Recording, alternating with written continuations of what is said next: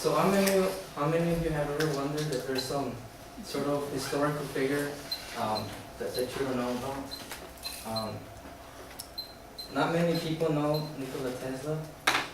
His vast contributions to science actually led to the modern world.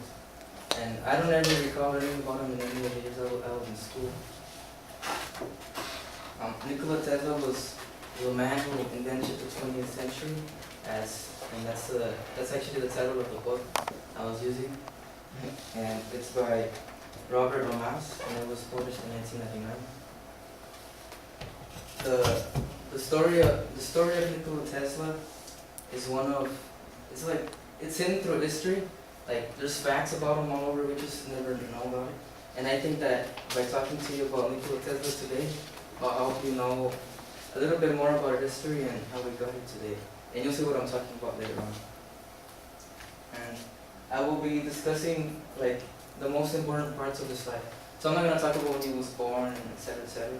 I'm going to talk about the most important ones. So first I will talk to you about the stage of world occurrence. And then second, I'll tell you about his inventions that he made and some of his setbacks. And finally, I'll tell you about his legacy that he left behind. And so I'll move on to my first point, world occurrence. So when Nikola Tesla arrived to the United States in 1844, he came to New York. And when he arrived, he was working under Thomas Edison. And at the time, he had just invented the light bulb, because he didn't really invent it, he just perfected it. So at the time he was looking for a system to light up houses and stuff with the light bulb, but he needed a system, and the system was direct current, and Tesla was proposing alternating current. And the easiest way for me to explain the two, think of direct current as like a battery. You're like in a camera and you use the battery, and it's like attached to the device and it just sends the current to the camera. And alternating current may be like a cable that you plug in, or like say you have like a fan that has a little motor you connect it, the current gets transferred to the device instead of like directly like the battery. Well, it's a lot of good stuff, but that's like the best way I can explain it. And so that's what they were doing, and they were concluding. And then the Niagara Falls, it was going to offer a reward to whoever can harness the power of the water and transform it into energy. And then Tesla was going to use this alternating current, and Edison was direct current. And in order to disprove Tesla's alternating current, he would scare people with saying, no, Tesla's alternating current is dangerous, and he would publicly execute animals. And one of the most, famous ones is Topsy the elephant, in this picture.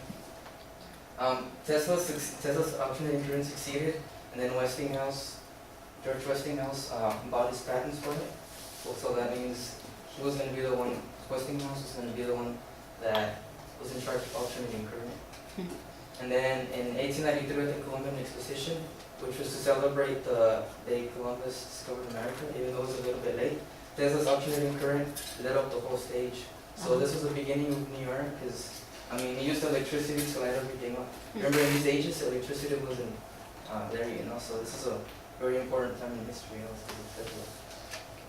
And then, just a fun fact, the electric chair, it uses alternating current because of Edison made it. He said you should use alternating current, and in the end, alternating current was adapted for the electric chair, and now it's referred to as being Westinghouse, because Westinghouse is the one that had alternating current.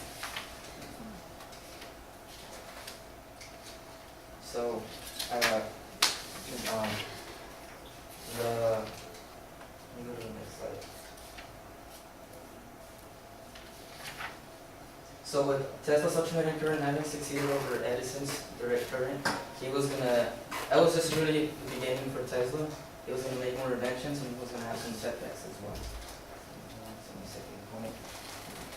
So a book titled Wizard, The Life and Times of Nikola Tesla states how his laboratory mysteriously burned, and this was after Tesla had succeeded with the alternating current. So he lost lots of money, inventions, and then the book also states how he was the one that invented alternating current, which I just told you about, and alternating current motors, which is right there. And then the book also states how Tesla wanted to communicate with outer beings in outer space, especially with Mars. That's cool. An article from the New York Times, actually, a book, Tesla, A Man at a Time, 1998 by Cheney. It says how Tesla was, he proposed the basic principles for radar before it was invented. So he was saying how waves can be transmitted and then bounce back, and you would have something greater. It takes so long to explain. And then it also talks about, at the Columbian Exposition, which I told you about, they had phosphoric lighting, which later became to be used with fluorescent lighting. And then the New York Times article titled Tesla, a Bizarre Genius, 1984, by Brad William, says that Supreme Court ruled in Tesla's favor of inventing the radio, because in 1893 he had the first ever public demonstration of radio transmission, but in 1895 Marconi is credited with having invented it, supposedly. So the article says how the Supreme Court ruled in his favor, but this was after he died, so we never got to know this. And the same article says how Tesla made the first ever radio controlled device. It was actually a robot boat, which you see right there. And so it said he could have been the father of robotics as well as radio control.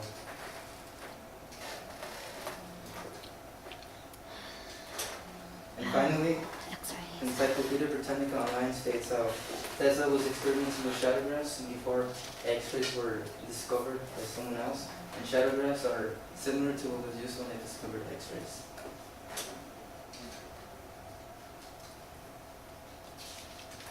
And finally, Tesla's supreme achievement would be the Wardenclyffe Tower, which is basically like a big broadcasting station. He was going to build this tower and transmit communication through radio around the globe. But he had a secret up his sleeve. Along with it, he didn't tell anyone, but he wanted to transmit electricity, actual electricity, and transfer it around the world.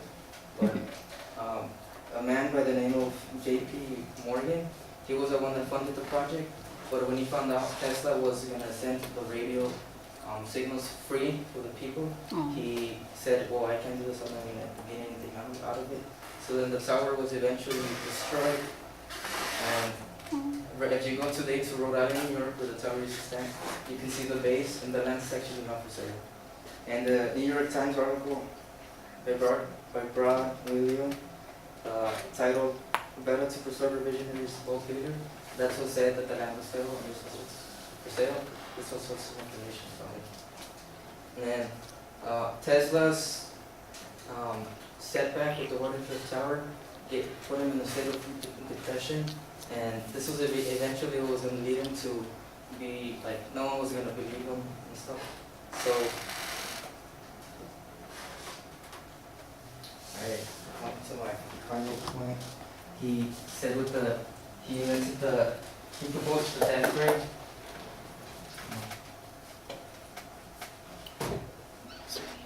And he had many different inventions, but it all has to do with conspiracy theories. He made electricity. He supposedly wireless electricity. He made an earthquake. He thought there was a theory that could split the earth in half. And then finally, he received signals from outer space. And he died by himself. And well, they took all his stuff and his documents. And then my conclusion. So Tesla was a man, invented many things in order to get the credit he deserved.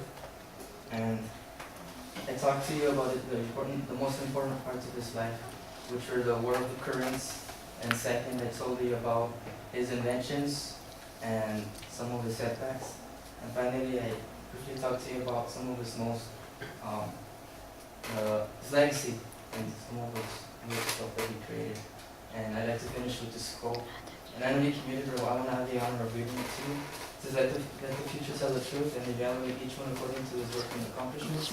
The present is theirs, the future for which I really work for is mine. So we're living in the future which he helped create. And as a bonus, I just have a picture of him and Einstein and Mark Twain. Thank you.